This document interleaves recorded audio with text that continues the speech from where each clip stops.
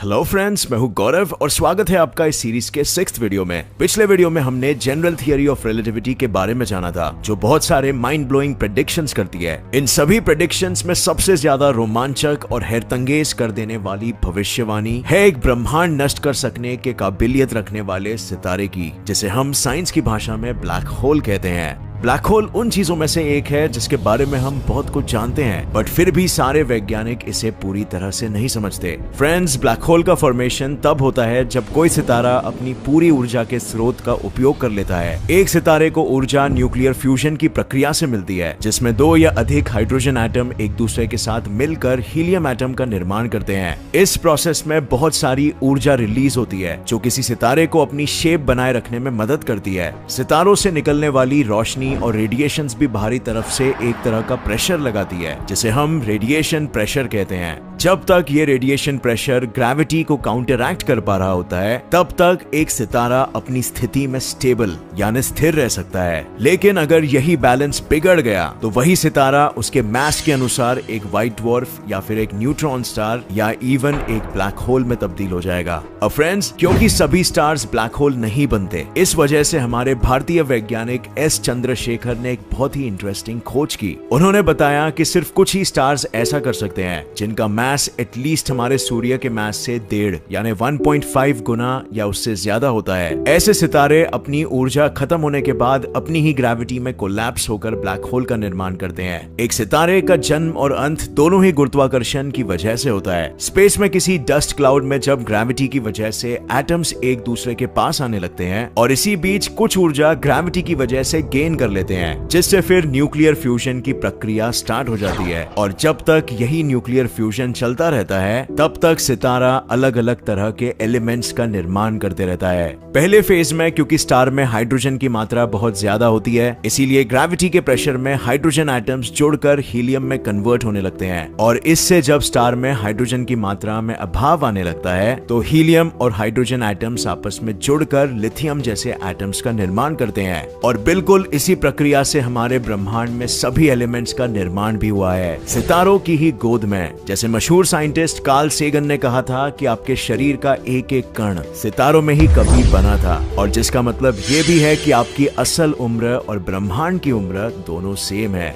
जब एक स्टार का ईंधन खत्म होने लगता है, तो वही धीरे धीरे कोलैप्स करना शुरू कर देता है। इस प्रक्रिया में सितारे में मौजूद सभी कण एक दूसरे के करीब आने लगते हैं, और जिसकी वजह से स्टार में मौजूद हर एक इलेक्ट्रॉन एक दूसरे को रिपेल करने लगता है, और न्यूक्लियस में मौजूद हर एक प्रोटॉन भी एक दूसरे को रिपेल करते हैं। जब तक स्टार बहुत ज्यादा मैसिव नहीं होता है, तब तक वही इलेक्ट्रोस्टैटिक रिपल्शन से जनरेट होने वाला प्रेशर दोबारा सितारे को स्टेबलाइज कर देता है। और कुछ मैसिव सितारों में यही कोलैप्स होने की प्रक्रिया और आगे तक जाती है, जिसमें इलेक्ट्रॉन और प्रोटॉन्स एक दूसरे के साथ मर्ज होकर न्यूट्रॉन में बदल जाते हैं। क्योंकि न्यूट्रॉन एक न्यूट्रल पार्टिकल है, इस वजह से किसी तरह का कोई भी इलेक्ट्रोस्टैटिक रिपल्शन काम नहीं करता। और इस वजह से आपको अब ये ख्याल आ सकता है कि इस बार तो ब्लैक होल का निर्माण होकर ही रहेगा। लेकिन काश बात इतनी सीधी होती। यहाँ अब कुछ क्वांटम इफेक्ट्स की वजह से एक न्यूट्रॉन भी दूसरे न्यूट्रॉन को रिपेल करने लगता है, और इसका कारण कुछ और नहीं बल्कि ये है कि वो एक फर्मियन है। पार्टिकल फिजिक्स में हमारे ब्रह्मांड के सभी कणों को 2 हिस्सों में बांटा गया है, जिसमें से एक है फर्मियन, जिनसे मिलकर हमारी दुनिया बनी है, और दूसरे हैं बोसॉन्स। बोसॉन्स ऐसे कण होते हैं जो किसी तरह के फोर्स को कैरी करते हैं, जैसे इलेक्ट्रोमैग्नेटिक फोर्स को कैरी करने वाले बोसॉन फोटॉन्स है, और उसी तरह ग्रेविटी को कैरी करने वाले बोसॉन्स ग्रेविटॉन है। ग्रेविटॉन से मिलकर ग्रेविटेशनल वेव बनती है, बिल्कुल उसी तरह जैसे फोटॉन्स की वजह से इलेक्ट्रोमैग्नेटिक वेव बनती है।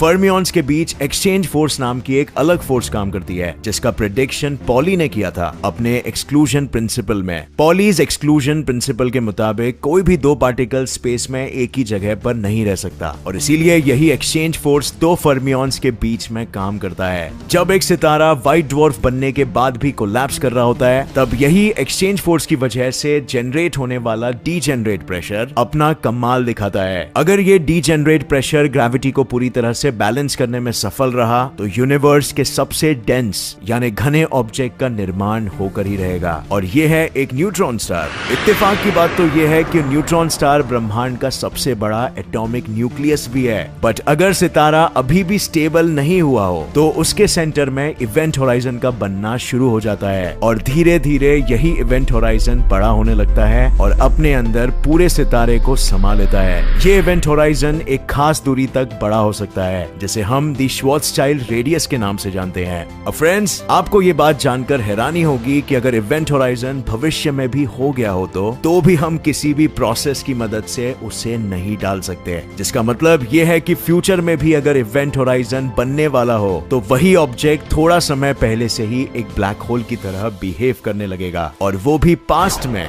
भूलिए मत, रिलेटिविटी में प्रेजेंट, पास्ट और फ्यूचर एक ही समय पर एक साथ एग्जिस्ट करते हैं। इवेंट होराइजन ब्लैक होल के बाहर वन वे डोर की तरह काम करता है, जो सिर्फ एक ही दिशा में खुलता है। इस one way door event horizon से हम सिर्फ ब्लैक होल के अंदर जा सकते हैं, और इसीलिए कुछ वैज्ञानिकों का कहना है कि ब्लैक होल के अंदर जो स्पेस होता है वो हमारे यूनिवर्स का नहीं है, क्योंकि हम स्पेस के इस हिस्से से टू वे कम्युनिकेट नहीं कर सकते। थियोरेटिकली अगर किसी वस्तु को उसके श्वार्ज़चाइल्ड रेडियस तक कंप्रेस कर दिया जाए तो वो एक ब्लैक होल का रूप ले लेता है। सो फ्रेंड्स, फिर हम इस प्रक्रिया से खुद का ही ब्लैक होल क्यों नहीं बना पाते हैं किसी लैब में, जिसे स्टडी करके हम ब्लैक होल के बारे में और भी बहुत कुछ जान पाएंगे। तो ये इतना आसान नहीं है। हमारी दुनिया में हम सिर्फ दो फोर्सेस से वाकिफ है, जिनमें इलेक्ट्रोमैग्नेटिक फोर्स और ग्रेविटी आती है। किसी चीज को कंप्रेस करने के लिए हमें उसके अंदर मौजूद एटम्स के बीच काम करने वाले इलेक्ट्रोमैग्नेटिक फोर्स को हराना होगा, जिसके लिए हमें बहुत ऊर्जा की जरूरत पड़ेगी। इस तरह की टेक्नोलॉजी जो इस ऊर्जा का उपयोग करे ब्लैक होल बना सके, वो आज हमारे पास नहीं है, लेकिन प्रकृति की दूसरी फंडामेंटल फोर्स ग्रेविटी इस काम को अंजाम दे सकती है। जब किसी ऑब्जेक्ट का मास बहुत ज्यादा हो जाता है और उसके एटम्स के बीच का इलेक्ट्रोमैग्नेटिक फोर्स ग्रेविटी से हारने लगता है, तो ऐसे सिचुएशन में वो अपने ही ग्रेविटी के प्रभाव में आकर कोलैप्स करने लगेगा। और ये सुनकर फ्रेंड्स, आपको लग रहा होगा कि शायद हम लैब में भी कभी ब्लैक होल नहीं बना पाएंगे, राइट?